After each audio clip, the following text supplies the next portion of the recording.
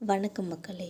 வடக்கே வன்னியர், கொங்கு கவுண்டர் அம்மா நினைவு நாளில் மிஸ் ஆன புள்ளிகள் ஏதோ பெருசாக நடக்க போதுன்ற இந்த தகவலை பற்றி இந்த வீடியோவில் பார்க்கலாம் வாங்க. அதிமுகவில் இருந்து பிரிந்து சென்றவர்களை ஒன்றிணைக்க வேண்டும் என கோரிக்கை விடுத்த செங்கோட்டையன் கட்சியிலிருந்து நீக்கப்பட்டது சீனியர்களை அதிருப்தியில் ஆழ்த்தியுள்ளது. குறிப்பாக நாமக்கலைச் சேர்ந்த முன்னாள் அமைச்சர் தங்கமணி அவர்கள் அதிமுகவை விட்டு விலகலாம் என்று சொல்லப்படுகிறது. அதிமுக தீர்மான குழுவில் அவர் இடம்பெறாத நிலையில் அவர் எடப்பாடி பழனிசாமி பங்கேற்ற ஜெயலலிதா நினைவிடத்தில் நடந்த அஞ்சலி நிகழ்ச்சியில் பங்கேற்கவில்லை.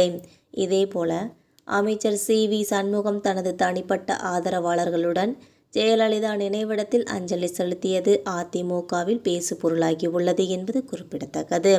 டிசம்பர் 10ஆம் தேதி நடக்கவுள்ள அதிமுக பொதுக்குழுவில் பெரிதாக ஏதோ ஒரு விவகாரம் நடக்கப் போவதாக சொல்கின்றனர் அதிமுகவினர்.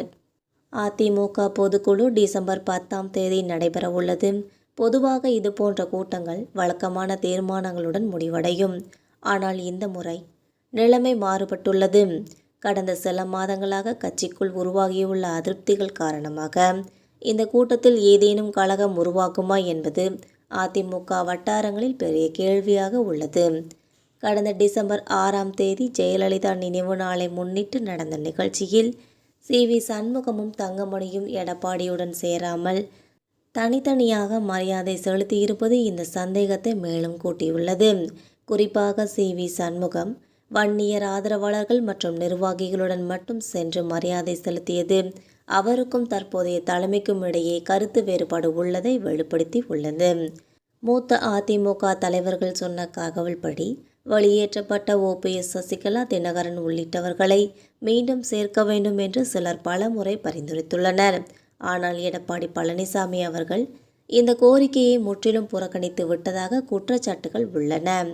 இதன் பின்னணியில்தான் சி.வி. சண்முகம், தங்கமணி போன்றோர் தொடர்ந்து அதிருப்தியில் இருப்பதாக கூறப்படுகிறது. இதற்கிடையில் திமுகவுக்கு எதிராக அதிமுக அமைப்பை வலுப்படுத்த வேண்டிய அவசியம் குறித்து கட்சிக்குள் குரல் கொடுக்கும் தலைவர்களும் அதிகரித்துள்ளனர்.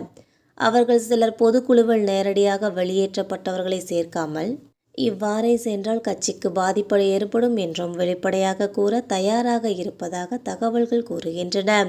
ஆனால் எடப்பாடியின் நிலைப்பாடு தெளிவாகவே இருக்கிறது. வெளியேற்றப்பட்டவர்களை எந்த சூழ்நிலையிலும் மீண்டும் சேர்க்கக்கூடாது என்பது அவர் எடுத்த முடிவு. இந்த கூட்டம் அமைதியாக முடிவடையுமா அல்லது நீண்ட நாட்களாக ஒளிந்து கிடந்த கலகம் வெடித்து கிளப்புமா என்பது இன்னும் சில நாட்களில் தெரிந்துவிடும் மக்களே. அதுவரை பொறுத்திருந்து பார்க்கலாம் மக்களே. இந்த தகவல்கள் உங்களுக்கு பயனுள்ளதாக அமைஞ்சா மறக்காமல் நம்ம சேனலை சப்ஸ்கிரைப் பண்ணி பெல் ஐகானை கிளிக் பண்ணி வச்சுக்கோங்க. அப்போ தான் நம்ம போகிற டெய்லி வீடியோக்கள் உடனுக்குடன் நோட்டிஃபிகேஷனாக வந்து சேரும். தேங்க்யூ.